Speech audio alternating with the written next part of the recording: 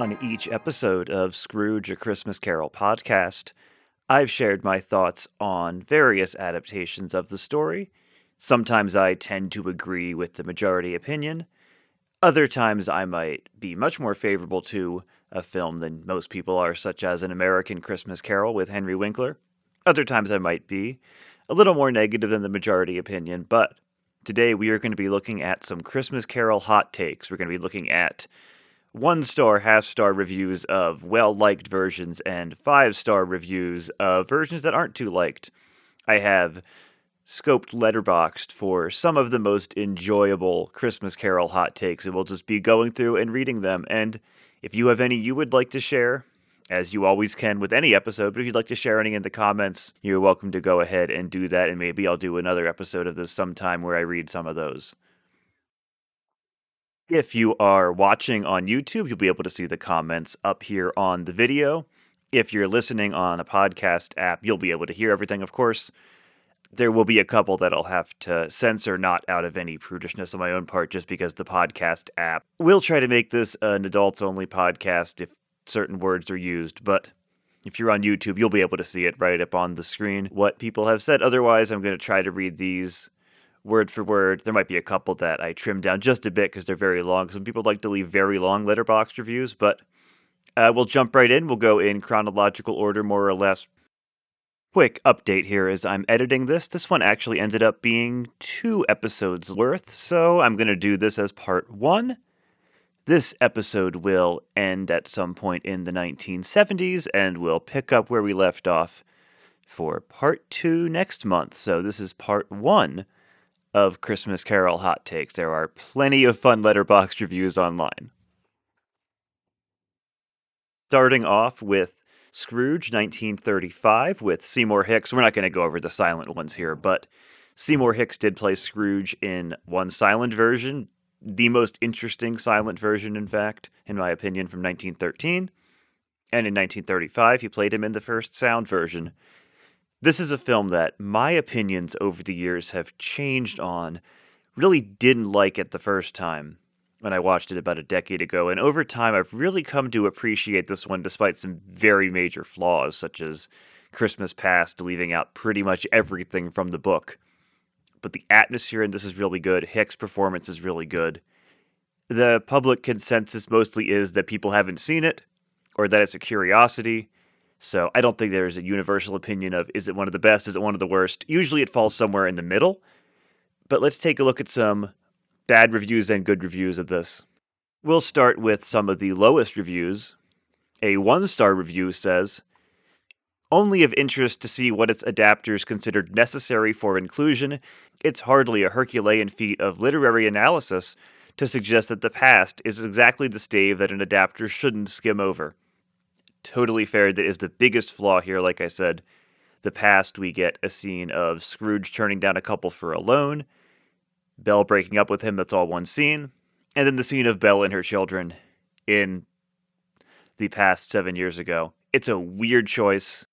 No idea why they kept those scenes and not others, but that's what we get. Yeah.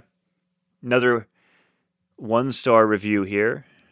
Possibly the worst live-action adaptation of the story, if not the worst overall. This was the first sound adaptation of the novella, and it was not a good showing. All of the previous silent versions, apart from the 1901 version, are of superior production to this one, and manage to tell more of the story. It's a pity because the dialogue did not deviate from the novella too much, and it stars a British actor named Seymour Hicks, who was known for a previous silent adaptation, and for playing the character on stage numerous times. No reason to watch this beyond cinephile curiosity. I don't know, everyone's entitled to their opinion, but if you're calling this the worst version, even just the worst live-action adaptation, I don't know, have you seen Buccaneers or Scrooge? If they're just talking theatrically released films, it might be a fairer thing to say. I can think of some theatrically released films that are far worse than this, but yeah. There's some obvious mistakes, problems with it. I really like the German expressionist look this one has. Very eerie. And there aren't really other versions that do that take that kind of German expressionist approach. Like, The Ghost of Christmas Yet to Come is just this shadow hanging over Scrooge, and Christmas Past is just this huge beam of light and we don't get a good look at it. It's really interesting. It may very well be a budgetary choice, but they make it look like a stylistic one nonetheless. So, yeah. And we have a half-star review here. Pretty short. Gets right to the point. Belle needed to keep her legs closed. WTF, she had like 30 kids. WTF. Um, yeah, when we see Belle in Christmas Past, 7 Christmas Eves ago, she has about 12 kids in this one. Believe it or not, that's right out of the book.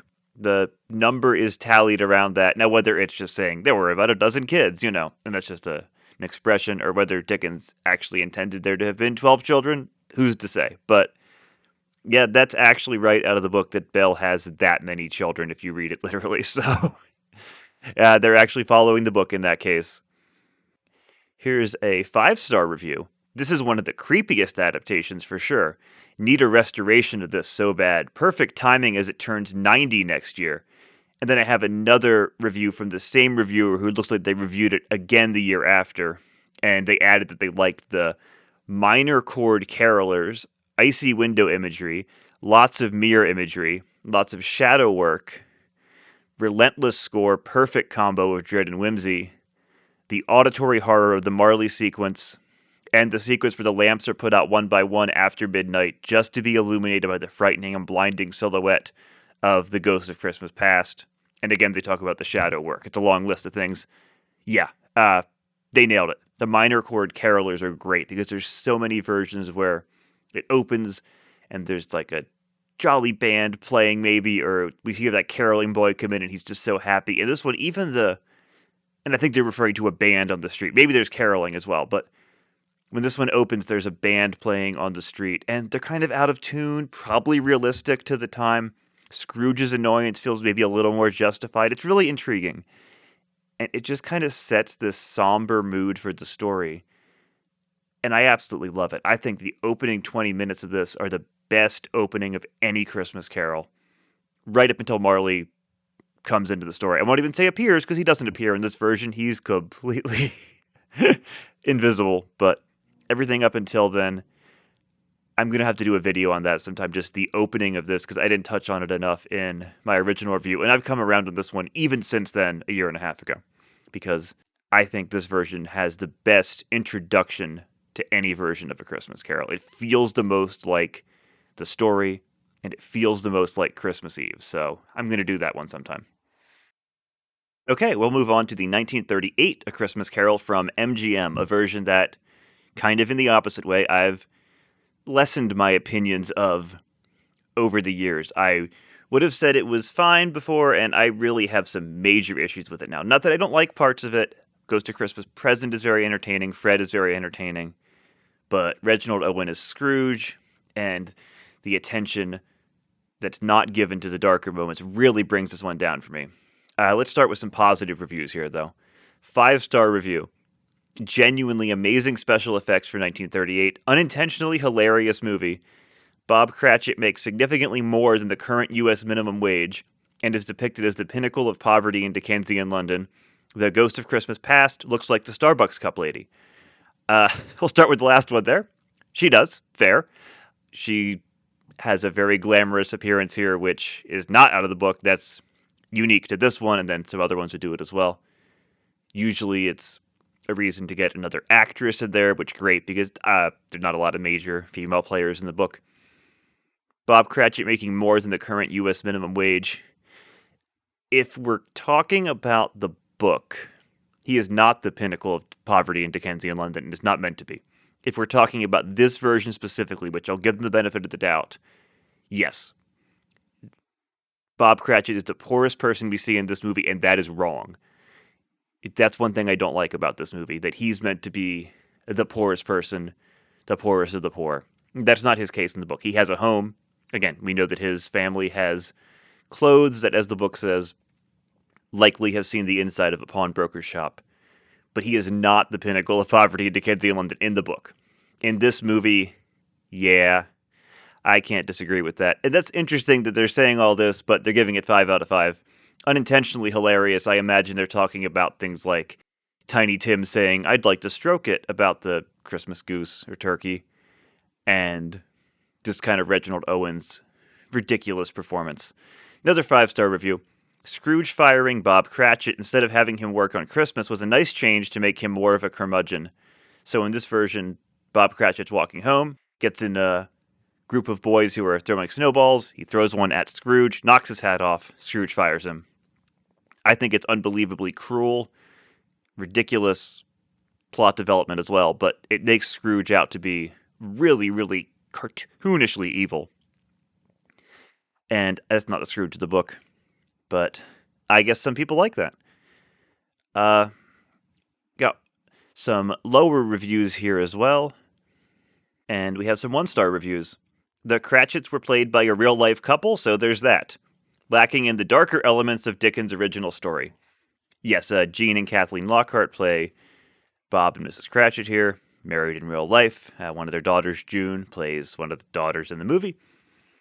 And yeah, I have to agree with this. I wouldn't quite be as low as 1 star, but that's pretty much all it has going for it, according to this reviewer. And it's lacking the darker elements, and that's really where this one fails for me. Another 1-star review.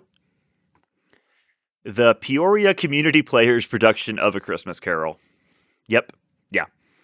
It really does feel like community theater a lot of the time with the really, really over-the-top old man performance from Reginald Owen, who was a last-minute replacement. I mean, he didn't have the time, perhaps, that he needed. Lionel Barrymore was supposed to play the part. Couldn't do it. They brought in Reginald Owen. He looks ridiculous. He sounds ridiculous. And there's not even one genuine moment from him. He's very caricatured. And because someone's going to say this about every version, here we have it about this one. Possibly the worst film version of A Christmas Carol. Unnecessary changes were made to the story, but the true strength in any production of Christmas Carol is the ability of the actor playing Scrooge to make the audience believe he's a man that can be redeemed and has changed in one night. There doesn't seem to be a gradual transition from bitter Scrooge to joyous Scrooge. Instead, the change appears suddenly. They nail it. Again, the hyperbole at the beginning is extreme. It's not the worst film version, but that is absolutely one of 2 major reasons why it doesn't work. We don't see a gradual change. We don't see a believable change. He's cartoon villain in the beginning. He's cartoon happy old man at the end. And it happens like that. It's not believable at all. So yeah, they got it right. We are going to move on to The Christmas Carol, 1949. Not a very well-received version by almost anybody, including myself. Vincent Price is the narrator, so that's nice. Not a lot of nice things to say about this from most people, but I found 2 5-star reviews on Letterboxd where it doesn't have a lot of logs. 5 stars. Pretty disappointing. That's a great way to open a 5-star review. Anyway, pretty disappointing. Vincent Price didn't play all the characters in this. Pretty ordinary adaptation here. 5 stars. I mean, it does have Vincent Price. If that's what gives it 5 stars, great. He's a great narrator.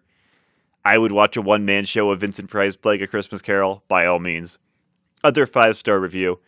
I think it's a moral responsibility to make sure that Scrooge gets to say that there's more of gravy than the grave about Marley, no matter how short the runtime. Yeah, 5 stars. Yeah, that's one of those lines that I think a lot of people would imagine comes later. It's kind of quippy and goofy, but it's right out of Dickens. The other line that I think some people think is more postmodernist, but is actually right from Dickens, is when Scrooge asks if he can have all 3 ghosts at once. You get it over with. That's right from the book as well. So there's that great line where this is Scrooge was not in the habit of making jokes, and all throughout he makes jokes. So that great contradiction even in Scrooge's own mind about whether he makes jokes. He's a very funny character. Okay. Scrooge, 1951, usually considered the definitive version, the greatest version. It's one of my favorites too, of course. And it's got some 1-star reviews and half-star reviews on Letterboxd, because of course it does. Let's go through some of them and see what they say. Half star. Sounds like it was recorded on a potato. Very weird ghosts. PowerPoint presentation special effects. If you hate your life, watch this film. Watch The Muppets instead. That's one take that I see on pretty much every version of A Christmas Carol is, well, The Muppets exist, you can watch that, which it's kind of reductive. The PowerPoint presentation special effects. I imagine they're referring to Christmas Past, that the transition between scenes is an hourglass. Yeah, it's very dated. It's fine. It doesn't bother me, but yeah, I get it if that bugs you. Very weird ghosts. Sure. I don't think so. Sounds like it was recorded on a potato. Yeah. I had always thought it was just one version that I was watching online that had some goofy sound issues, and then I've seen that is apparently every version of the film has some pretty significant sound issues. So if that bugs you, yeah, that's fair. I don't know if that's the original print or if remasters had issues, but there were absolutely sound issues with Scrooge 1951. 1 star. I'd rather eat a phone book than ever watch this again. That's sure specific. Maybe you should just eat a phone book if that's your desire. 1 star. I was not in the right headspace to watch this film, and it felt like a horror movie. Yeah, it's. I mean, it's a ghost story. it's some versions don't play that up enough, and this one has a great horror scene where Scrooge comes home 7 years ago when Jacob Marley is dying in the past, and his house has a huge staircase. Great black and white cinematography. He comes home. There's this creepy looking man at the top of the staircase. He asks Mrs. Dilber who it is. She says it's the Undertaker, and we learn that he's trying to beat all the competition by getting to a dying man first. Incredibly bleak, incredibly horrifying, and really funny. Great, great dark comedy. And he's played by Ernest Thesiger, who was Dr. Pretorius in Bride of Frankenstein. Great, angular face, campy actor. He was wonderful. And he's the perfect dark comedic kind of character for that scene. 0.5 star. 3 communist ghosts harass a business owner. Well, there's 4, first of all. But do you need to respond to that? Is he even a business owner? What's his business? It's a money lending, I suppose, is a business. But yeah, people trying to be reactionary for the sake of it. And that's one of those takes you see every few years. Someone writes in defense of Ebenezer Scrooge, and yeah, they're just trying to get clicks because they don't want to help their fellow people, and they just want people to engage. So I won't. Moving on to the Shower of Stars, 1954, with Frederick March, a version that again I don't think a lot of people have seen. I have a soft spot for it. The opening 20 minutes or so. Honestly, up to the Christmas past, it's pretty charming. The Marley scene is fantastic. I like some of the songs. After Christmas past, it goes way downhill and fast. Okay, we'll start with the 5-star reviews. I love that it's a car ad. I love the extremely 50s songs that go on too long. I love how it doesn't even try with Yet to Come. I love how past and present are the same actors as Belle and Fred, which is clearly done for budget reasons but actually work thematically. I watch this version every year. Wow, okay, that's not something I usually hear about this one, but that's great. I'm glad. Because I agree with a lot of that. And yes, it is a great deal of irony that A Christmas Carol is brought to you by a car company. I think it's Chrysler in this case, Chrysler Shower of Stars. As all TV was at the time, it's very shamelessly brought to you by so-and-so. And we get less of that now. We get more commercial breaks, of course, but yeah, there's always going to be an irony with that, and that this is a very anti-greed story brought to you shamelessly by capitalism. Is what it is. Yeah, Fred is played by the same actor as Ghost of Christmas Present. He's terrible, but I agree thematically that works. And Belle being Christmas Past again, that works, and she's actually really good here. But yeah, they're probably done for budget reasons, but it makes sense. And yeah, Christmas Yet to Come is just cawing mine a bird because yeah, maybe they ran out of time. I don't know. It's not great. 5 stars. The cobwebs strung against Basil Rathbone's fingers, such gothic finery. And they also point out, also brilliant decision to have the same actress play both Belle and the Ghost of Christmas Past, because Belle is Scrooge's past. When he thinks of the past, she is at the forefront, and losing her represents all his regrets. Absolutely, it's a good choice. And yeah, Basil Rathbone as Marley, he brings such pain to the character, which you often don't see enough of. The sadness and the pain, and the music is really haunting. It's a beautiful Marley scene. And Basil Rathbone is great. I don't like his Scrooge portrayals. I love his Marley portrayal. And we'll go to a 0.5-star review of this one. Not a lot of reviews of this one either. Scrooge's nose. Comically large prosthetic. Think Wicked Witch of the West. Super distracting. The songs are a musical equivalent of Scrooge's nose, completely distracting, often having nothing to do with the story. Singing style completely clashes with the downtrodden Victorian England setting. Felt like they were auditioning for a Connecticut prep school glee club in 1950. Need a separate bullet point to complain about Tiny Tim's singing. It made me feel physical pain. They also go on to talk about the dual roles, which they think could work but doesn't. Speaking of the graveyard, right next to the tombstone for Ebenezer Scrooge, we see one marked Tiny Tim. They could have put Tim Cratchit on the gravestone, we would have understood. Currently ranked 21st out of 21 Christmas carols. So again, someone saying the worst version, which, again, opinions are opinions, but people love to say, this is the worst, this is the worst. I'm very careful when I say that because I don't want to say two different versions are the worst. The worst is truly something dreadful and not something like this, which is fine at points. Yeah, you're going to like the singing in this, or you won't. I mean, I really like the opening song in this. I think it's haunting. I think as it goes on, yeah, songs are fine. They're not necessary, except for that opening number, which is great. On This Darkest Day of Winter, beautiful song. But yeah, I agree. I mean, Tiny Tim singing, I don't want to knock a kid too much, but yeah, it's not great. And they're right about the tombstone. It leans into the silly. 1956, The Stingiest Man in Town. Very few reviews on this one, and no 5-star reviews. I have to agree, it's not very good. Even the 4.5-star review that I found is a little bit damned by faint praise. Honestly, I love this. Do I think it's a great adaptation of A Christmas Carol? Probably not. But the songs are so good. Watching this was truly just me saying over and over again, wow, these songs are great. I'm very happy you like the songs because I do not. I think they're really very samey in this. There was a song or two I liked. There's a song that kind of introduces the various characters, which is kind of interesting. It has a nice little melody. Most of the songs are just the same tempo, no tune.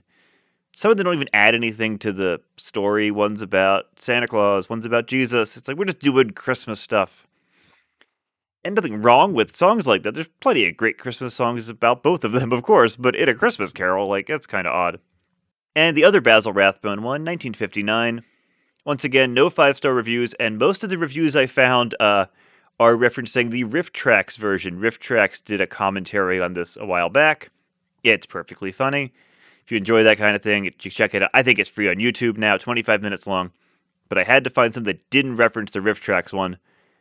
This one is one that does not have any 5-star reviews on Letterboxd. Here's a half-star review.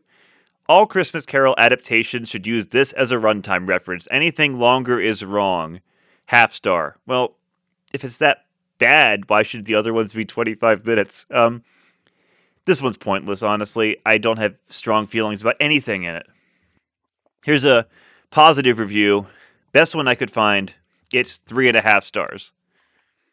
1959 Tales from Dickens, A Christmas Carol. Basil Rathbone plays Scrooge in this abridged 24-minute adaptation. Rathbone looks brilliant, and at no surprise is excellent in the role. If you've seen his Sherlock, you'll know what I mean. If a bit of a scamp when Jacob turns up.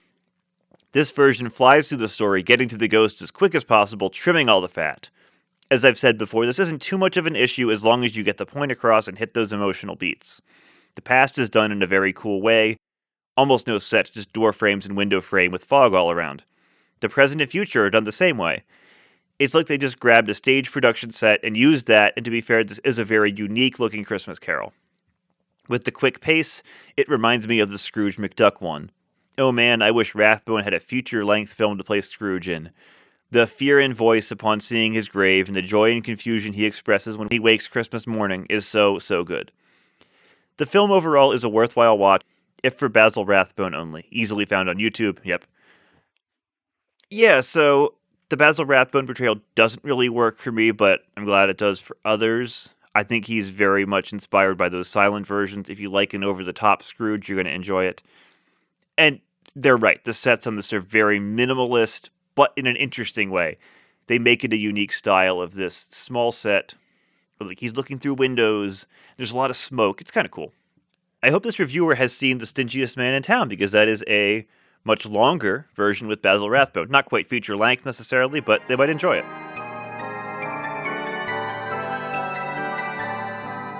Want even more Scrooge, a Christmas Carol podcast? You can follow me on Patreon, and for as little as $1 a month, you can get access to all episodes 24 hours early. For $5 a month, you will also get a bonus episode every month about a TV episode based on A Christmas Carol.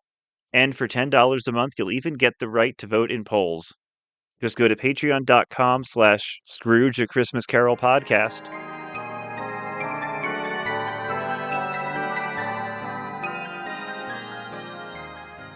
We're going to move into the 60s now with Mr. Magoo, one of the beloved TV versions.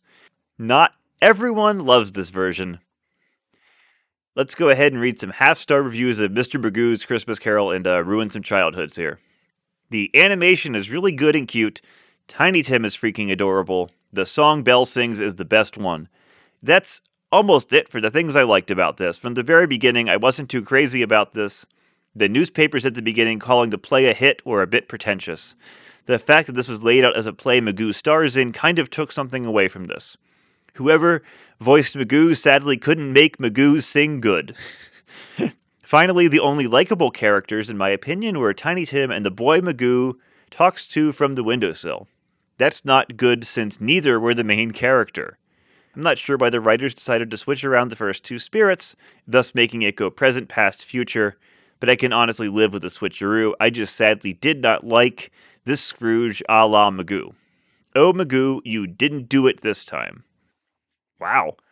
The Belle song is fantastic. They are correct on that. Great song. It's called Winter Was Warm. It's beautiful. Love that song. And I agree about the ghost switch. Don't know why it happens. Not that big of a deal. I talked about why it may have happened on my episode on that. The not likable characters thing, that's a interesting take. I mean, I guess there's no Fred in this one. But you mean like Bob Cratchit isn't likable? I don't know. That's maybe they only think innocent children are likable? That's trying to figure out that take if no one was likable except two children. Yeah, if you don't like the play structure, that's fine. That makes sense. I think it was done to give audiences suspension of disbelief. They didn't think they could believe Magoo suddenly being in Victorian England. That's what I've heard. I don't know if that's confirmed. So, yeah, I mean, if you don't like the framing device, whatever. So, I saw this the first time. I was kind of annoyed by it too. So I'm not gonna say that I've always loved this because I was kind of annoyed by the framing device and the Mr. Magoo can't see well. But once it gets going, it's very sincere. And another half-star review. Watched this with my mom. This was disappointing to watch after seeing The Muppet Christmas Carol. It's a Christmas special made by a show about Mr. Magoo. The dialogue wasn't that special.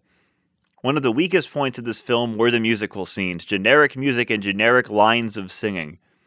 If you were going to make a musical film, please don't make the songs painfully boring cringe to sit through. This film is banned for future years of Christina's watching, who I imagine is the user. Current banned Christmas films: Mr. Magoo's Christmas Carol, Frosty Returns, Cricket on the Hearth, It's Christmas Again, Charlie Brown. All right. Interesting one to ban, I suppose, because you disliked it so much. Fun fact about Frosty Returns: there's going to be an episode coming out soon. I don't think it'll come up by the time I post this.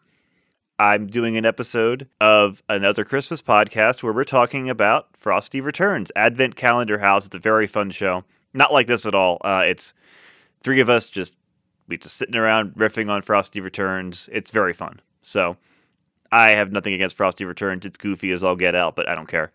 Cricket on the Hearth is bad. I've not seen It's Christmas Again, Charlie Brown. I've heard it's not as good as a Charlie Brown Christmas, but that's considered one of the all-time classics. I have seen I Want a Dog for Christmas, Charlie Brown, which is pretty bad. Let's move on to Carol for Another Christmas, one that I like quite a bit. Recently, I appeared on Sounds of Christmas and talked about this because Ken, the host of that, had just discovered this, wanted to talk about it with me. I'd already done my main episode on this, but I'm always happy to talk about this one. I like it quite a bit. It has some serious flaws, but I still enjoy it. This one gets very mixed reactions at the time and now. People like the acting, like the message, hopefully. Most people are going to agree it's not perfect, but let's take a look at some reviews. Okay, we're going to start with some 5-star reviews of this one. Rod Unchained, as of course referring to Rod Serling. Rod Unchained. It's okay to be preachy if you are this good at writing. It's still not okay for scenes to go on quite this long, though. But that's probably an artifact of a TV budget more than anything. Very inventive, surprisingly beautiful for a made-for-TV movie, an incredibly stacked cast, all working for union scale because it's a good cause, baby. A fun, strange interpretation of A Christmas Carol with some good imagery, and Peter Sellers in a funny hat. Yeah, incredible cast from Sterling Hayden as Daniel Grudge on down. He's incredible. One of my favorite Scrooges. Very, very subtle. His transformation is very believable at the end. And yeah, this is Rod Serling at his preachiest. If you don't like that, you're probably not going to like this. I do agree the scenes go on a bit long. It's okay. It has its own unique sway in that sense that it has these long, it's almost like a stage play, long dialogue heavy scenes, but I find it really compelling. It's not perfect. I think some of it's a little too on the nose, but it has a power that it holds over you if you get into it. Another 5-star review. All-time feel-bad Christmas movie, but it's always going to be nice when you get to hang out with Mankiewicz directing, Serling writing, Sterling Hayden, Ben Gazzara, James Shigeta in another Christmas movie from Die Hard, Robert Shaw, Peter Sellers, Eva Marie Saint, Pat Hingle, cinematography by Arthur J. Ornitz, music by Henry Mancini. But still, woo, not an upper. Very much like the more depressing of Twilight Zone episodes. And yes, very Twilight Zone, particularly in Yet to Come. And James Shigeta, I was trying to come up with his name on the episode of Sounds of Christmas, and I didn't have it in my notes. I felt bad that I couldn't. That's the actor who plays the doctor in the Japan scene with Sterling Hayden and Eva Marie Saint. He's great. Feel bad movie for sure. You get some hope by the end, but it has to be earned. One more 5-star review. Anti-war, anti-nuclear, anti-isolationist, anti-woke. Rod Serling lays it on thick, but has written some stellar soliloquies here. Sterling Hayden plays, quote, Scrooge as an America First industrialist, Ben Gazzara as his Bob Cratchit. He's nephew Fred, but okay. Free speech, lit prof nephew. Coolly elegaic Steve Lawrence ain't marching anymore as the ghost of Christmas past. And Peter Sellers plays a Trumpian messianic narcissist in Richard Shaw's remonstrative Christmas future. Made after the Bay of Pigs and Tonkin, but its timely universalist themes of the turn away from talk to destruction and the powers of empathy and inclusiveness as self-preservation. Yeah, I'm very confused by them calling this anti-woke. Not sure what they think it means, but then again, there's so many people who don't know what that means. A lot of white people putting their own meaning on that word. I say that as a white person. But I don't think you can. I'm not even sure what about this would get people who say, oh, anti-woke. I have no idea what they're getting at here. Robert Shaw uses what's considered a slur for Romani people at one point. That's all I got. It's Rod Serling. It's pretty woke. And we'll read some half-star reviews now. Nearly 90 minutes of Rod Serling shoving his self-righteous moral superiority down our throats, leaving zero room for even the slightest disagreement with his highly enlightened opinions. Peter Sellers was great. Well, add one little nice note there. It's preachy. I think if you disagree with it that strongly, you might have some issues with empathy. One more. A weak spin on A Christmas Carol. Cast is solid, but the script is way too long-winded and thematically preachy, with lethargic story flow and no real plot. A dud from the otherwise great Rod Serling, which is too focused on message and not on an interesting story. Suffers also from some content. I'm not sure what suffers also from some content means. That's a vague nothing of a sentence. It sounds like this person agrees with the message just fine. They don't think it's handled well. And that's totally valid. It is not a metaphor. It's very direct. When this is someone like Rod Serling, who often wrote in very clever and smart metaphors. So I understand. 1969, Australia. One of my least favorite versions. This is very, very cheap, and it has one of the worst Scrooge transformations, possibly the worst. I say possibly again. There's some bad ones, but he doesn't do much at all by the end. Anyway, let's take a look at the highest review I could find, which is 4 stars. 1969 Australian animated classic, according to Wikipedia.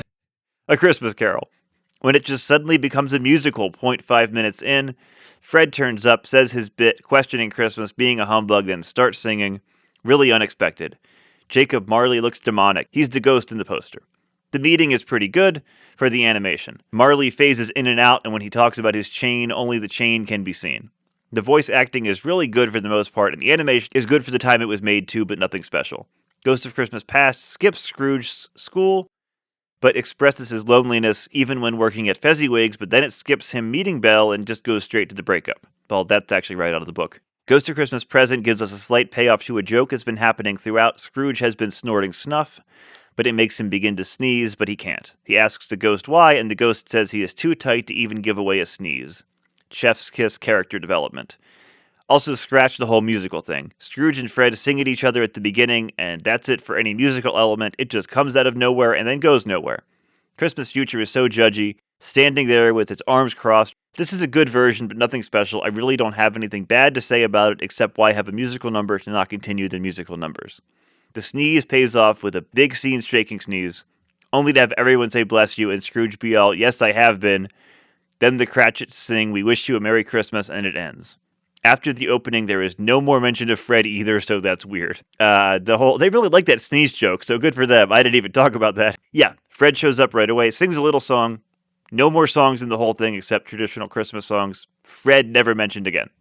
At least never seen again, which is wild. It forgets what it sets up entirely, so even in this 4-star review, they're not giving much positive to say about it. 3.5 stars, best Jacob Marley design, bar none. And the other review hinted at this as well.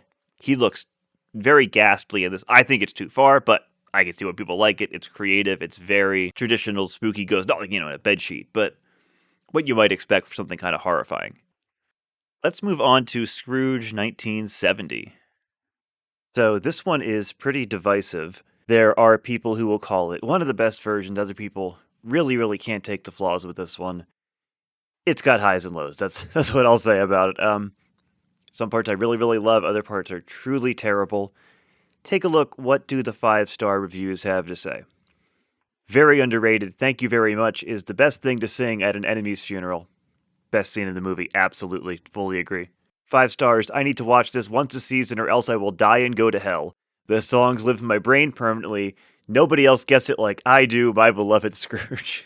Yeah, that hell scene. Yeah, that's in there. In some versions, at least.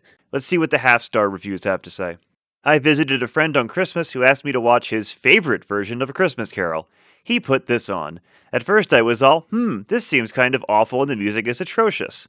But then I assumed I just had to fall into the movie's groove. About 40 minutes later, I wanted to pluck my eyes out, but more importantly, I needed someone to lay waste to the entire songbook of Scrooge, as it is some of the laziest, most cloying, repetitive music I've ever heard, and sung by people who couldn't carry a tune if they tried. Everyone just sings the entire time. At that point, I came to realize there was another hour and 10 minutes left of this holiday crime against humanity. I tried to leave my friend, stating I had something, really any other thing to do. He quickly pointed out how many bad movies I'd made him watch over the years, so I sat there and I accepted my penance. Side note, I decided to skim through other reviews and quickly realized there are a ton of people who love this movie. I had to sort reviews lowest to highest to find the negative one, and my Scroogey half-star is the lowest of them all. Bah humbug. Yeah, some of the songs are a little sing-songy. I think there are far worse musicals, far worse Christmas Carol musicals than this one. It's got some good songs. Half-star, hear me out, this is bad. It's a bad adaptation, it's still a Christmas Carol, so it's watchable and recognizable, but it undercuts the themes of the story. In this version, Scrooge's redemption comes from a fear of Christian hell instead of wanting to become a better person and actually seeing the error of his capitalist ways. And it's a bad musical. 90% of the songs are spoken and not sung at all.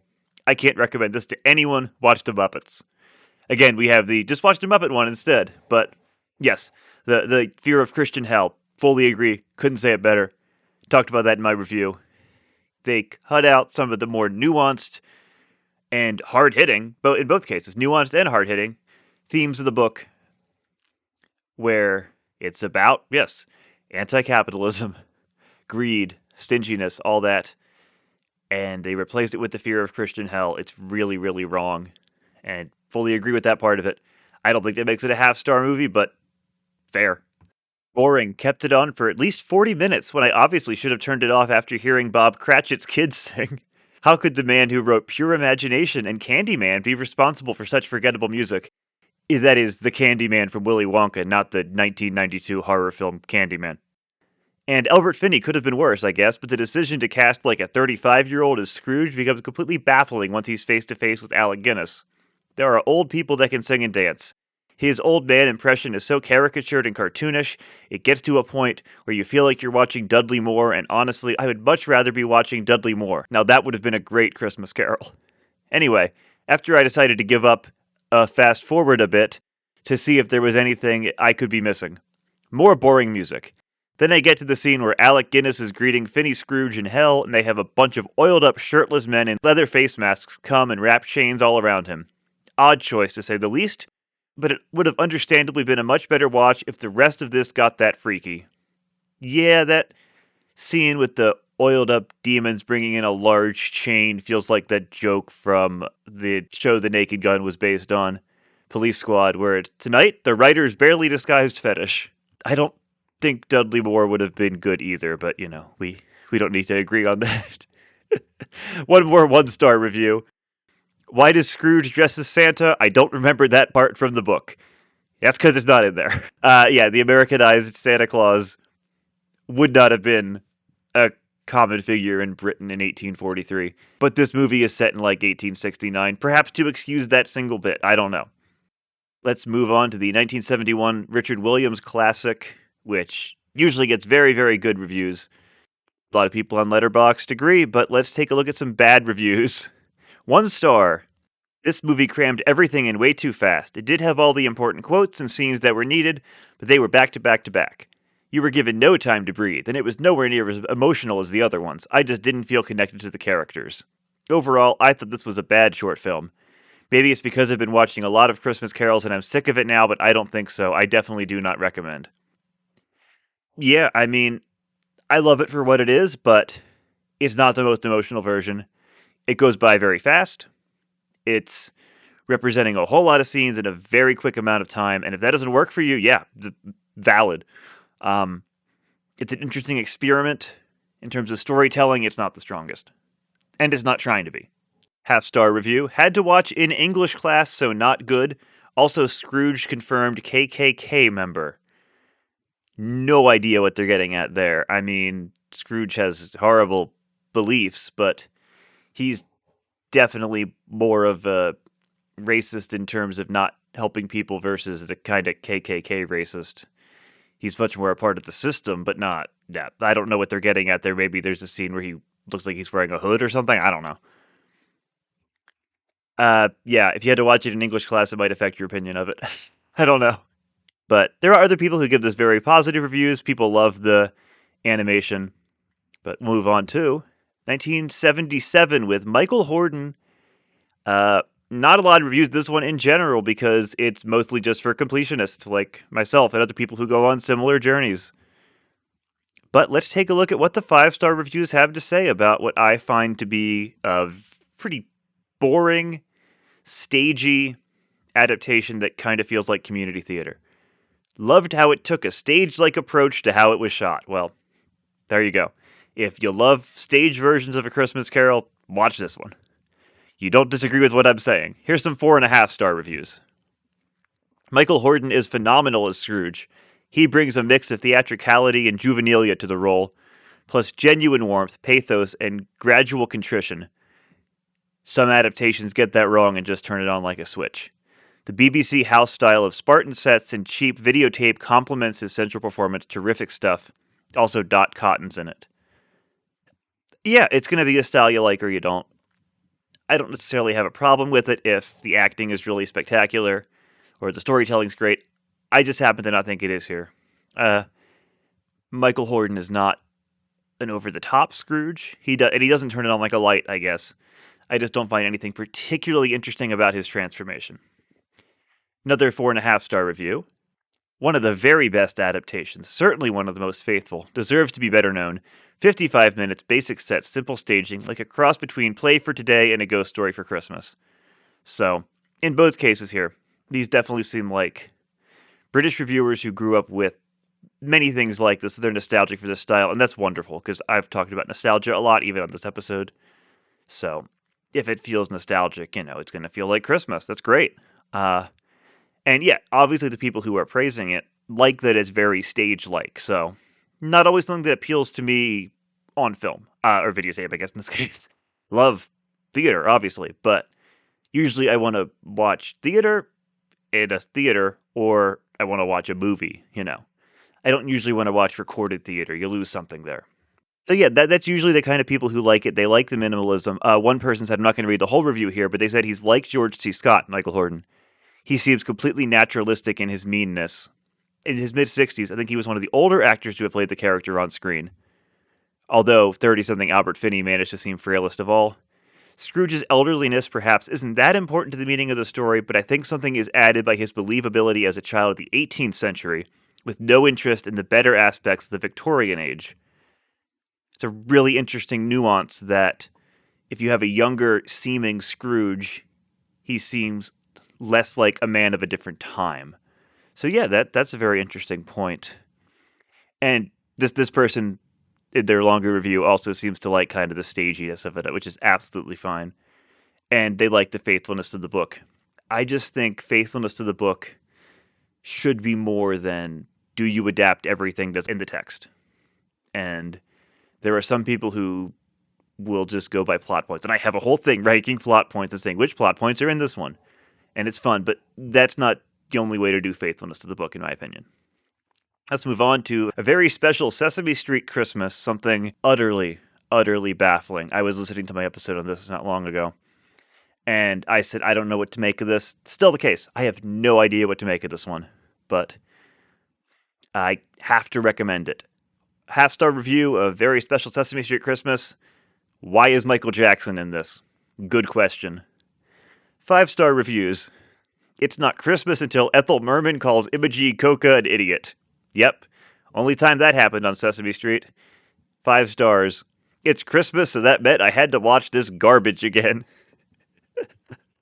They are very much enjoying it on a so bad it's good level, which it absolutely can be. 5 stars. It's practically impossible to top A Christmas on Sesame Street with Leslie Uggams, Ethel Merman, and Anne Murray, and cameos from Henry Fonda and Michael Jackson. I mean, come on. The original songs are all fantastic as everybody tries to Scrooge Oscar the Grouch into the Christmas spirit. I had seen the other classic Sesame Street Christmas special, but somehow I completely missed that this one even existed. Can't believe I lived without it all these years. It took me right back to being 5 years old. It's magical and fun and just a perfect, perfect thing. You had a weird childhood. Now, if Sesame Street is nostalgic for so many people, I mean, I grew up with the two. I just found this one so unlike Sesame Street. But I have to recommend it. So, just an excuse to laugh at some funny reviews here. Look at some hot takes. If you have Christmas Carol hot takes, please leave them. They can be about the book, they can be about movies, whatever. I tried to actually go through Goodreads and see if there were negative reviews of the book I could go after, but they were mostly just, I don't like Dickens' prose, I don't like Dickens' style, which that's not really funny to read. That's just personal preference. I was actually hoping to find some that attacked, like, Scrooge is actually a good person, but I guess those people don't go on Goodreads, which that checks out. They've just heard about the story and talk about it. But this was a lot of fun, and I'll do it again when I catch up to other versions I've reviewed. So thank you for listening to this episode. I'm not going to throw in more comments at the end here because I've just gone through these, but I am working on the 3rd season of my show, which is going to be called Not Your Father's Ebenezer Scrooge, because we've gone through 2 seasons, we've gotten through most of the classic versions, and now we're at the point where they divert into something different. They're always, almost, a spin on A Christmas Carol. So we have more female Scrooges, technically the first female Scrooges. There's a pornographic one before this, but A, that's not really groundbreaking, and B, I'm not covering that. We have more Scrooges of color. We have a Western Scrooge. We have more animated Scrooges, more musicals, a younger Scrooge. Like, we got all kinds of Scrooges coming this season, and they're almost entirely non-traditional. That's not to say there aren't a couple. We've got that famous Patrick Stewart version coming, but most of this next season is going to be spins on A Christmas Carol. where we left off with Muppet Christmas Carol up through 2001 is where we're going to go for the next season. That is coming up during the Christmas season. If you look on my social media, and I'll post links on my YouTube as well, I've been on a few other podcasts and will be on another by the time this is posted, or soon after this is posted. I did an episode of Sounds of Christmas, which I mentioned about Carol for Another Christmas. I can always have more to say about that one. I think it's an underrated version. I was on Advent Calendar House, which should be coming up soon, talking about Frosty Returns, one that the host mentioned he was doing, and I had some memory of watching it as a kid, so absolutely I was in for that. And I have another one that I'll be recording soon with them that should be out before long as well, about the thing called The Story of Santa Claus, one of many, many origin stories of Santa Claus. Years before I did this podcast, and I've talked about this, I used to blog Christmas specials. My first series was Christmas Carol adaptations. It's always kind of been something I love. But after that one year, I did bad Christmas specials, like the famous bad ones, bad movies, bad specials, Star Wars Holiday Special, Kirk Cameron Saving Christmas, Santa Claus Conquers the Martians, that kind of stuff. And it did really well, and I enjoyed it, so I kind of kept doing it and kept finding worse and worse, more and more obscure Christmas specials.